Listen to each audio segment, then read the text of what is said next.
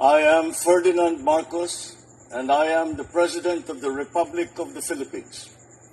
I stand today on behalf of 110 million Filipinos.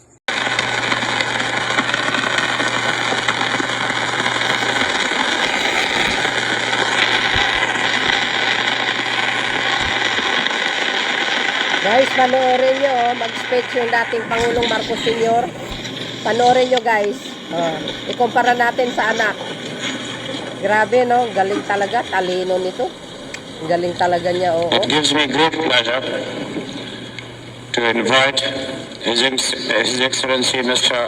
Ferdinand E. Marcos to address the General Assembly.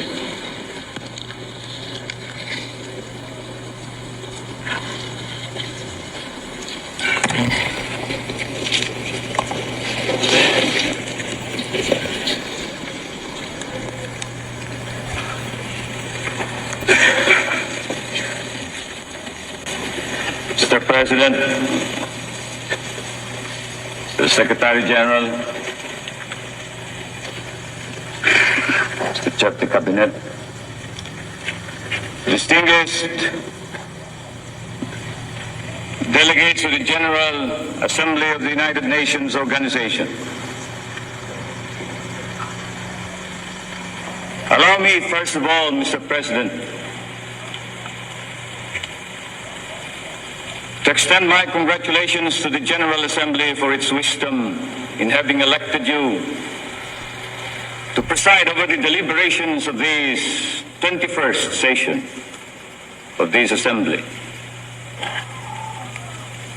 That a distinguished son of Asia should be chosen to preside and to assume this position of responsibility at this time seems to me in the fitness of things. For in the past several months, this role is not unfamiliar to me, for on many an occasion I have represented my country here as a delegate. It is my privilege to speak before you now as a leader of 32 million people of the Republic of the Philippines. I come from that Asian country whose shores have been washed over in the centuries by the tidal ebb and flow of empire. Its peoples, those that inhabit this land,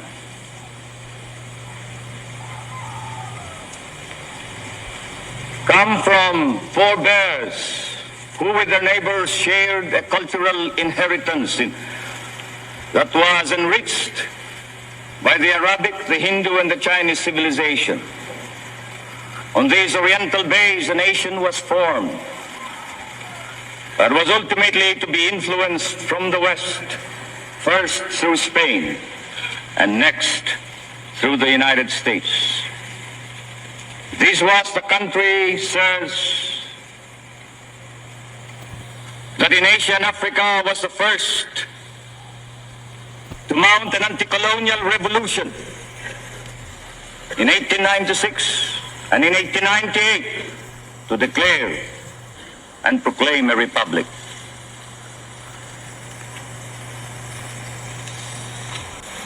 We are faced with Vietnam. The case for bringing the war in Vietnam to the conference table is beyond dispute, and all of us must give loyal support to any attempt to arrest the deterioration of this conflict into a war of catastrophic proportions. I am happy to note that the Secretary General has taken steps along this direction. It is unfortunate that his efforts have not been properly supported.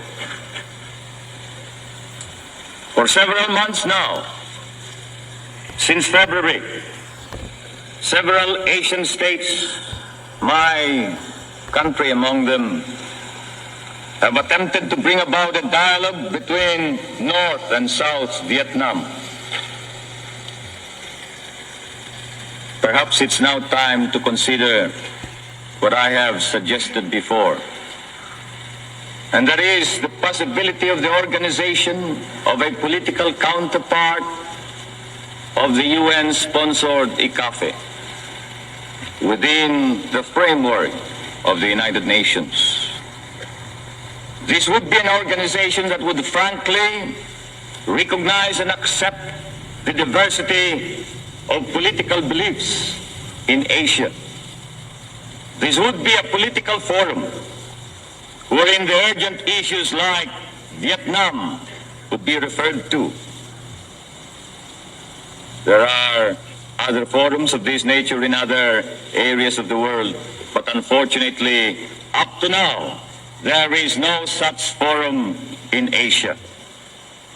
And the principle that the Asian peoples themselves have this inescapable obligation of providing Asian solutions to Asian problems is at once a just and indisputably right that no country, no nation, even Hanoi and Peking probably must be under a strong moral obligation to relax their hostile attitude. At least, this is our fervent prayer. Oh, napanood nyo yun mga kababayan? Ang galing niya talaga guys, mag-speech. Talagang mapapawaw ka. Mana talaga si Pangulong Marcos Jr. sa kanya. As in, sa United Nations Assembly din ni Pangulong Marcos Jr., nabanggit niya po yung in behalf of the Philippine 110 Filipino peoples, 110 million Filipino peoples. Ito naman, nabanggit niya ang 32 million Filipinos. O, di ba? Walang pagkakaiba. Talagang mana sa ama niya. Alam po natin na isa sa pinakamatalinong pangulo ito sa kasaysayan ng Pilipinas. Kaya wala po tayong masasabi. Ngayon guys, panoorin nyo ang speech ni Pangulong Marcos Jr. dyan po sa UN Assembly noong 2022 pa yata yun, no? Panoorin nyo. Ito na mga kababayan. In-upload ko talaga ito para ma-recall natin ang nakaraan na kung paano mag-speech ang dating Pangulo sa harapan po ng madlang people sa mga banyaga, no? Wala po siyang binasa na kumbaga, notes, wala. Mayroon siyang nasa harap niyan, tinitingnan niya lang parang habang nag-i-speech. Actually, kung napapansin nyo, habang nagsasalita, pasilip-silip lang siya. So dahil dito guys, panoorin nyo si Pangulong Marcos Jr. Eto na. Excellency Ferdinand Romualdez Marcos, President of the Republic of the Philippines, and I request protocol to escort His Excellency.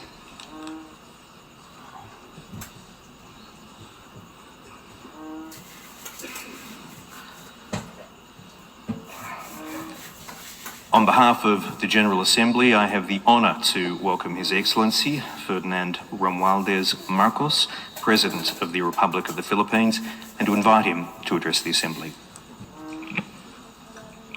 Mr. President, Excellencies, I am Ferdinand Marcos, and I am the President of the Republic of the Philippines. I stand today on behalf of 110 million Filipinos. At this time of crisis and opportunity, I bring with me the spirit of their enduring commitment to the ideals of our United Nations. This commitment is reflected in our solid contributions to the cause of peace and of justice. By shepherding the Manila Declaration of 1982, we helped affirm that differences should only be resolved through peaceful means. By reinforcing the predictability and stability of international law, particularly the 1982 United Nations Convention on the Law of the Sea, we provided an example of how states should resolve their differences through reason and through right. These two contributions provide useful guidance for our time, for amidst challenging global tides, an important ballast stabilizes our common vessel. That is, our open, inclusive, and rules-based international order that is governed by international law and informed by the principles of equity and of justice. As I have underscored, the Philippines shall continue to be a friend to all and an enemy of none. This world order traces its roots to 77 years ago. Your first Asian predecessor, Mr. President, General Carlos P. Romulo, called on our leaders then to make this floor our last battlefield, to determine in this hall whether humanity is to survive or be wiped out in another Holocaust. Our peoples chose survival. They chose cooperation. They chose peace. And by doing so, they made history. Today, history once again calls to us to make these choices.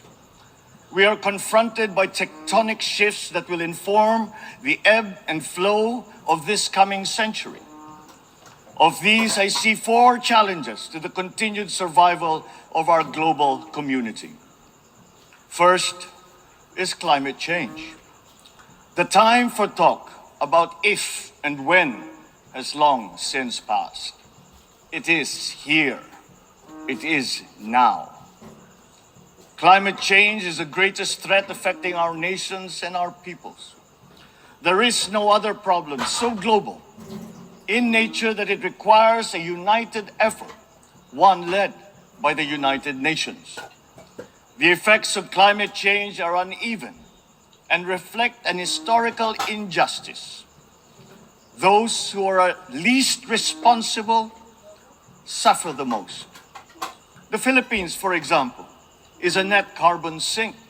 We absorb more carbon dioxide than we emit. And yet, we are the 4th most vulnerable country to the effects of climate change. This injustice must be corrected, and those who need to do more must act now. We accept our share of responsibility and will continue to do our part to avert this collective disaster. We call on the industrialized countries to immediately fulfill their obligations under the United Nations Framework Convention on Climate Change and the Paris Agreement to cut their greenhouse gas emissions, provide climate financing, and technology transfer for adaptation for the most vulnerable and developing countries, to lead by example. We look forward to concrete outcomes at the Conference of Parties in Egypt later this year. When future generations look back, let them not ask why we did not take this opportunity to turn the tide. Why did we continue in our profligate ways until it was too late? This threat knows no borders, no social class, nor any geopolitical consideration. How we address it will be the true test of our time. Second, the development of advanced technologies is rapidly transforming human life and experience. We still barely understand how these transformations are unfolding and where they are leading. The imminent diffusion of these emerging technologies could solve many of our old problems, but they could also disrupt our political and social orders. Our governance structures must keep up. Third, widening geopolitical polarities and sharpening strategic competitions are transforming the international political landscape. A profound lack of trust is putting enormous strains on our multilateral system. Our very charter is being violated around the world as we speak. In Asia, our hard-won peace and stability is under threat by increasing strategic and ideological tensions. These behoove us to uphold the ideals that led to the establishment of this Parliament of Nations, and to reject any attempt to deny or redefine our common understanding of these principles. Even as we grapple with these new long-term shifts, we remain beset by an unresolved problem: inequalities and inequities within and among countries continue to persist, and they continue to demand urgent action. Therein lies our fourth transcendent challenge. This injustice was evident during the pandemic, when the richer nations immediately received vaccines at the expense of the have-nots. We see, for example, the dangers of this lurking in the persistent digital divide and in ballooning debt burdens. As we awaken from the economic stupor caused by the pandemic, we must reinvigorate the world economy. We must use public and private resources to encourage the expansion of trade, investment, and technology transfers to accelerate development. Knowledge and intellectual gains must flow freely to allow those lagging behind to catch up. Sustainable development will be hampered to the detriment of all if existing structures in the global economy remain unreformed. Mr. President, in these past 3 decades, Filipinos have achieved significant strides on our path to sustainable development. Despite the challenges of the pandemic and the global economic upheavals, we remain on track to reach upper middle income status by next year. With steady investment in food, public health, education, and other social services, we expect to become a moderately prosperous country by 2040. I am confident that we will achieve this vision. Yet, no nation stands alone. The achievement of our national ambition requires a global environment that creates conditions that allow all nations, including ours, to thrive in peace. We need the United Nations to continue to work. And we, the Philippines, are determined to be part of that solution. The Philippines did not hesitate to donate to the COVAX facility that helped provide vaccines in many parts of the developing world. Multilateralism and international cooperation do make a difference. Filipino health workers were at the front lines in many countries to curb the spread of the virus, risking and oftentimes sacrificing their own lives to save those of others. We have always been an optimistic and courageous nation. Despite the enormity of these challenges, we believe that solutions are within our collective grasp. You, Mr. President, have already identified 3 tools that are at our disposal. First, solidarity. We need to reaffirm the wisdom of the founders of our United Nations. This means transcending our differences and committing to ending war, upholding justice, respecting human rights, and maintaining international peace and security. Nuclear weapons continue to pose an existential threat despite our efforts to build norms that resoundingly prohibit them. We must reject the notion of deterrence and remain committed to decreasing the global stockpile of these weapons. At the same time, we must also address the scourge of the proliferation of all weapons, be they small arms, light weapons, or improvised explosive devices. Our work must also focus on ensuring that the international system remains fair, not only for all states, but more importantly, for all peoples. This system must work for the most vulnerable, especially the marginalized, migrants, refugees.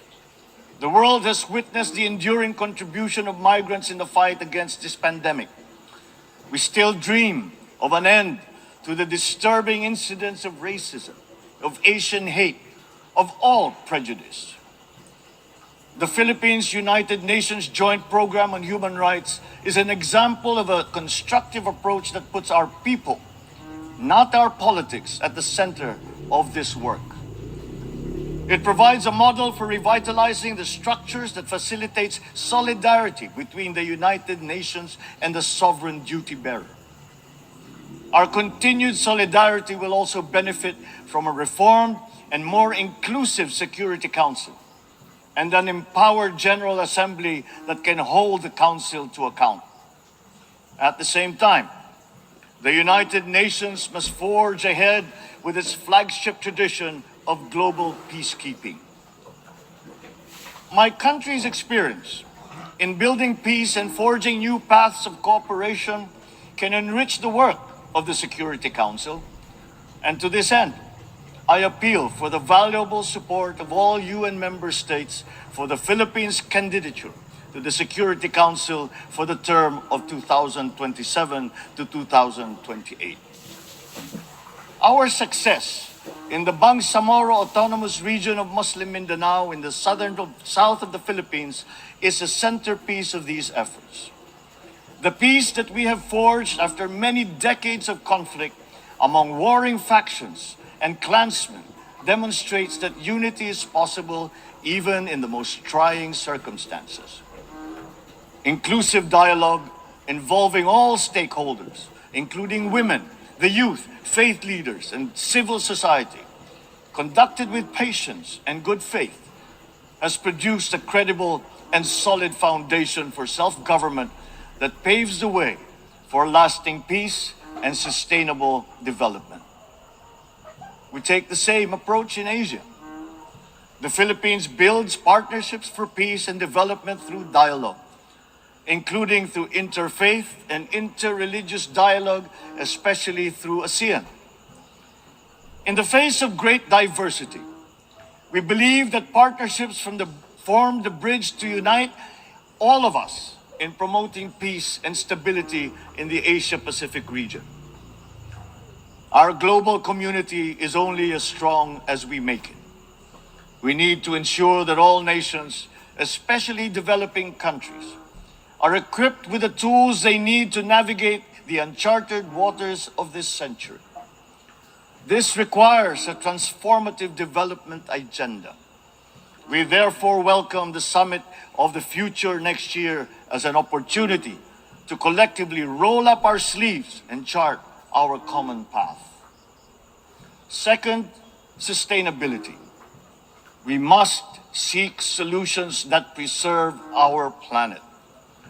These solutions must transcend our time and win the future for the succeeding generations.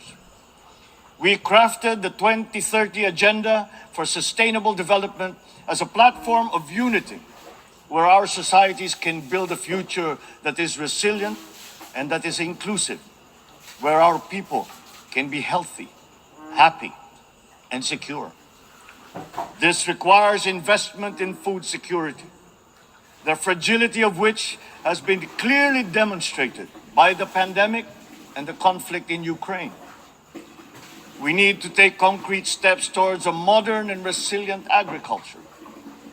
For food is not just a trade commodity, nor is it just a livelihood. It is an existential imperative and a moral one. It is the very basis of human security. To attain food self-sufficiency and security, we are providing innovative solutions and financial support to farmers and fisherfolk to adapt new technologies and connect to national and global value supply chains. We look forward to forging cooperation with the UN and our partners to boost agricultural productivity and food security. As host to 17 UN agencies, programs, and funds, the Philippines strongly supports reforms to ensure that the UN development system delivers as one through its UN country team. Water connects our world and sustains our existence, but it is also a finite resource that requires our stewardship. Equally important, our biodiversity must be protected amidst the continuing challenge of climate change. We must enhance our cooperation in these areas.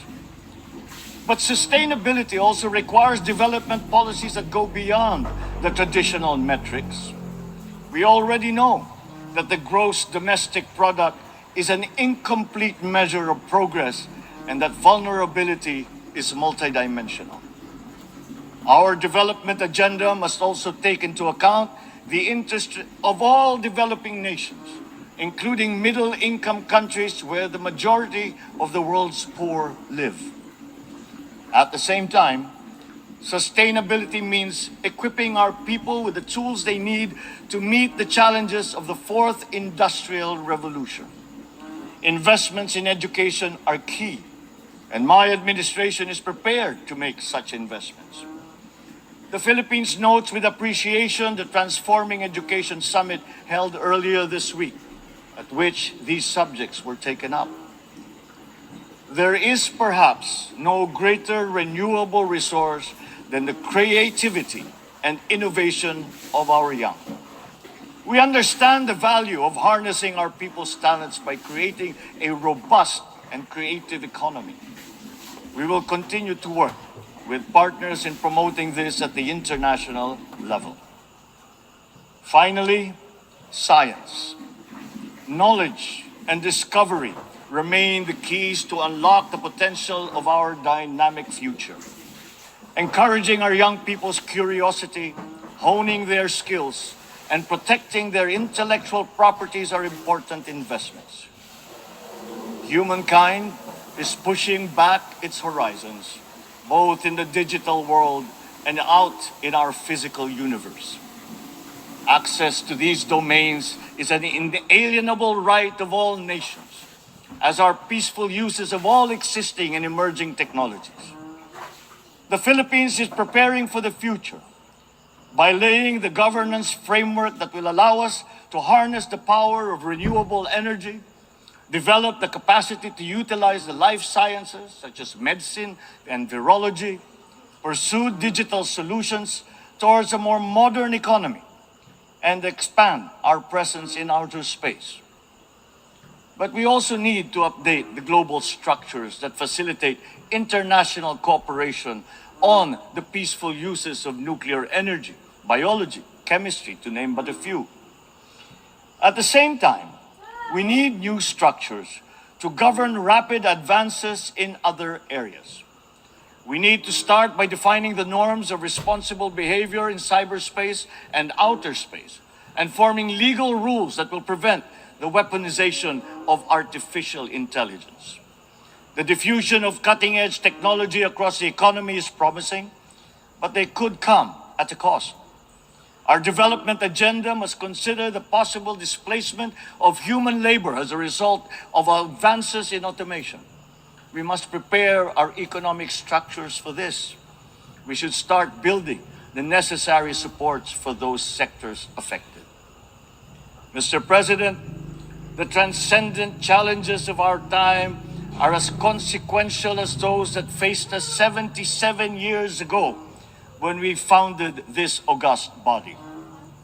We are indeed at a watershed moment, one that requires a refounding of these, our United Nations. Mr. President, Your Excellencies, the world is ready for transformation. It is up to us as leaders of our nations to move and shape that transformation. The future beckons, and we can embark upon that journey as single nations or as a world in harmony.